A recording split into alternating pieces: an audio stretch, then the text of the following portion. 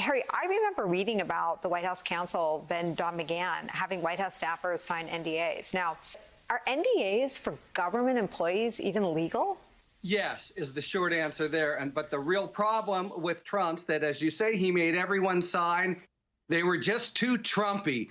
Donald Trump's 2016 campaign has finally settled its fight with several hundred former staffers, contractors, and volunteers. What did they do?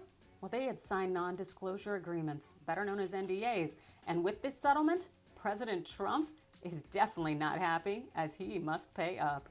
Welcome into TYT's Overruled. I'm your legal analyst, Adrienne Lawrence. Former President Donald Trump finally settled a dispute with those who worked on his 2016 campaign and wanted to speak out despite signing an NDA. Now, this is different from the previous dispute, as this situation involved a potential class action, per Bloomberg.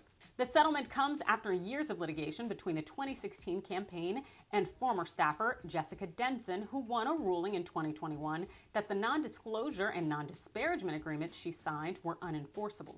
Denson and her lawyers were trying to certify the class, but for at least 422 people the campaign had identified as signing identical contracts. Although the NDAs had been ruled illegal, Trump would still use them to try to keep workers in fear so they'd stay quiet. But with these workers threatening to form a class action, well, the Trump team was encouraged to come to the table and admit that the NDAs were unenforceable and also to pay the workers for their trouble. After months of negotiations, they finally agreed to a settlement that the court is expected to approve.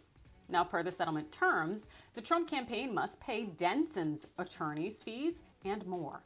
Now, the amount, it was redacted from the court filing, so we won't necessarily know unless there is a good old leak. But we do know that the settlement may make it less likely that the Trump 2024 presidential campaign will try to silence workers, or at least be effective in doing so.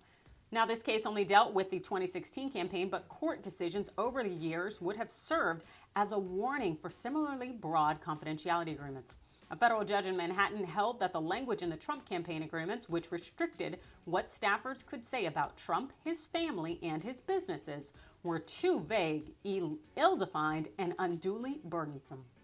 Now, NDAs are a common feature in a number of contracts out there. They're often used as a way to keep people silent, and it's a way often to keep people quiet about mistreatment, which allows injustice to continue and abuses to go on in perpetuity. And there's no public accountability. Now, fortunately, courts are getting more willing to recognize that workers should have the right to speak out about their experiences with employers and that they should not be threatened with litigation or financial sanction for doing so. Now, if someone is trying to silence you with an NDA, remember that it's likely because they know that using your voice is power. So check the laws in your area and don't hesitate to push back, whether or not you signed that NDA. Using your power can promote change. But then again, those are just my thoughts. You let me know yours in the comments below. Hit that like and follow button, and thanks for watching.